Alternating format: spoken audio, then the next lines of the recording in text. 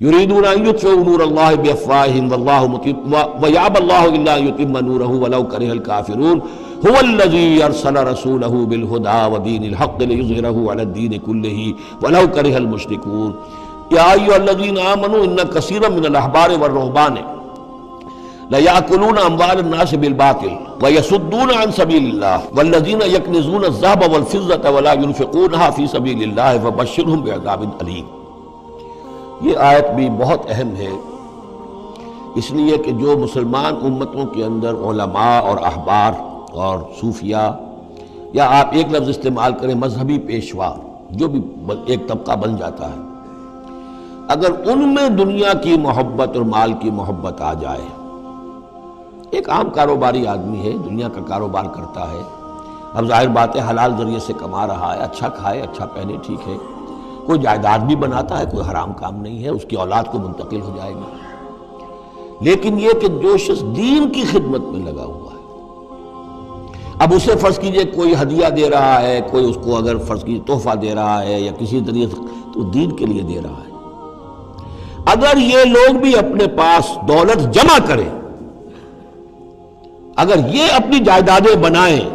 تو یہ بدترین انسان ہے آسمان کی چھت کے نیچے کی۔ یہ سمجھ لیجیے اچھی بات، عام آدمی کے لیے قانون اور ہوگا۔ اس حدیث کو ذہن میں لے آئیے، حضور نے فرمایا یوشک ان یاتی علی الناس زمان، مجھے اندیشہ ہے لوگوں پر ایک وقت ایسا آ جائے گا، کیسا آ جائے گا؟ لا یبقى من الاسلام الا اسمہ، اسلام میں سے اس کے نام کے سوا کچھ نہیں بچے گا، ولا یبقى من القرآن الا رسمہ، قرآن میں سے اس کے رسم الخط کے سوا کچھ نہیں بچے گا۔ مساجدہم عامرۃ، ان کی مسجدیں آباد بہت ہوں گی، شاندار ہوں گی، وہی خراب من الہدی، ہدایت سے خالی ہوں گی، وعلماؤہم شر الناس تحت ادیم السماء، اور ان کے علماء آسمان کی چھت کے نیچے کے بدترین انسان ہوں گے۔ من عندہم تخرج الفتنۃ وفیہم تعود، انہی میں سے فتنہ برآمد ہوگا، انہی میں گھس جائے گا۔ تو یا ایھا الذین آمنوا، اہل ایمان، ان کثیرا من الاحبار والرہبان، یقیناً بہت سے علماء اور درویش، لیاکلون اموال الناس بالباطل، وہ لوگوں کے مال ہڑپ کرتے ہیں باطل طریقے سے، ویصدون عن سبیل اللہ، اور وہ روکتے ہیں لوگوں کو اللہ کے راستے سے، والذین، اور کوئی نئی دعوت اٹھی ہے، کوئی اللہ کا بندہ جو ہے لوگوں کو دین کی طرف بلا رہا ہے، یہ اپنی مسندیں جب خطرے میں دیکھتے ہیں تو نہیں چاہیں گے کہ ہمارے عقیدت مند جو ہے وہ کسی بھی ایسی دعوت کی طرف رخ کریں اور متوجہ ہو جائیں۔ ان کی جائیدادیں بن رہی ہیں، بڑے بڑے ایسٹس بنا رہے ہیں، جب مرتے ہیں تو چھوڑ کر جائیدادیں جاتے ہیں، ان کی اولادوں کے پھر آپس میں مقدمے ہوتے ہیں، جھگڑے ہوتے ہیں۔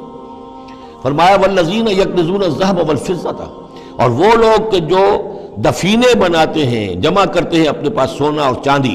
ولا ينفقونها فی سبیل اللہ، اور وہ خرچ نہیں کرتے اس کو اللہ کی راہ میں، فبشرہم بعذاب علیم، تو ان کو بشارت دے دیجیے عذاب علیم کی،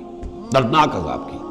یوم یحمى علیہا فی نار جہنم، جس دن کہ ان کو تپایا جائے گا ان چیزوں کو جہنم کی آگ میں، فتکویٰ بہا جباہہم، اور اسی سونے اور چاندی کو تپا تپا کر اس سے پھر داغے جائیں گے ان کے ماتھے بھی، وجنوبہم، اور ان کے پہلو بھی، وظہورہم، اور ان کی پیٹھیں بھی، ھذا ما کنزتم لانفسکم، یہ ہے جو تم نے کنز کیا تھا اپنے لیے، جو دولت جمع کی تھی، جو خزانے بنائے تھے، فذوقوا ما کنتم تکنزون، تو اب مزہ چکھو اس کا جو تم نے کنز بنایا تھا۔ اس آیہ مبارکہ کے بارے میں یہ نوٹ کر لیجئے کہ اس آیت کے حوالے سے حضرت ابوذر غفاری رضی اللہ تعالیٰ عنہ کی رائے قائم ہو گئی تھی کہ سونا اور چاندی اپنے پاس رکھنا مطلقاً حرام ہے۔ جو لوگ کہ سونا اور چاندی اپنے پاس رکھتے ہیں، جمع کرتے ہیں، گاڑھتے ہیں، ان کو کنز بناتے ہیں، خزانہ بناتے ہیں اس کے لیے، تو یہ رائے اگرچہ ان کی صحیح نہیں تھی، اس لیے کہ جو دین کا عام قانون ہے وہ یہ ہے کہ انسان حلال ذریعے سے کمائے، اس میں سے جو وہ خرچ کرے اللہ کی راہ میں وہ ٹھیک ہے، اس کو اس کا اجر ملے گا۔ اگر وہ کچھ رکھتا ہے اپنے پاس تو وہ حرام نہیں ہے، بلکہ پھر یہ کہ وہ اس کی اولاد کو منتقل ہو جائے گا، قانون وراثت ہوگا۔ اگر اپنے پاس کچھ رکھنا ہی نہ ہو تو پھر وراثت کس چیز میں ہوگی؟ اس لیے قانون تو وہی ہے،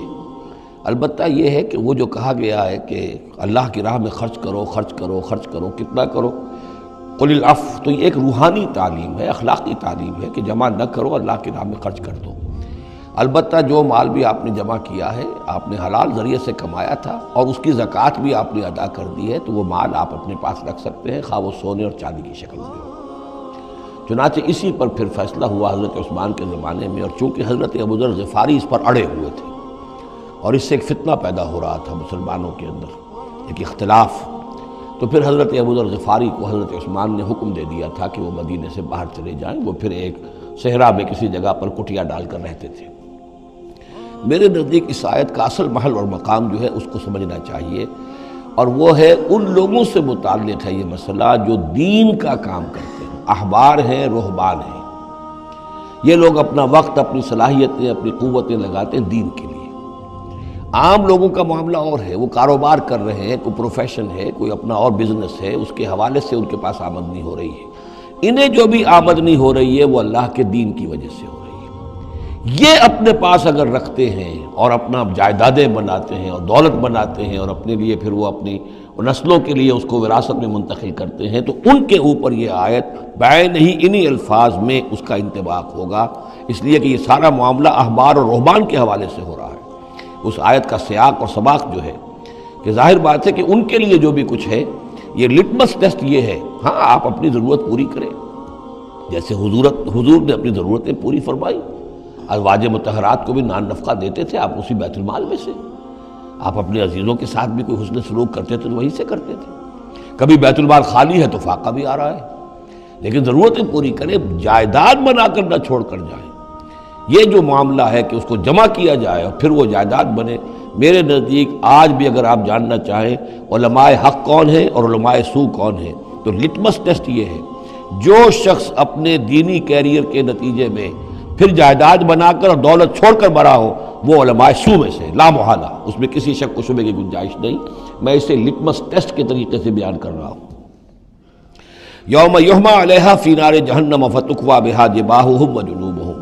جس دن کہ ان کو تپایا جائے گا اس سونے اور چاندی کو جہنم کی آگ میں، اور پھر داغے جائیں گے ان سے ان کے پیشانیاں بھی اور ان کی پسلیاں بھی اور ان کی پیٹھیں بھی۔ ھذا ما کنزتم لانفسکم، یہ ہے وہ جو تم نے اپنے لیے جمع کیا تھا، لانفسکم فذوقوا ما کنتم تکنزون، تو مزہ چکھو اپنے اس کنز کا۔ سبحان اللہ عدد ما خلق فی الارض، سبحان اللہ عدد ما بین ذلک،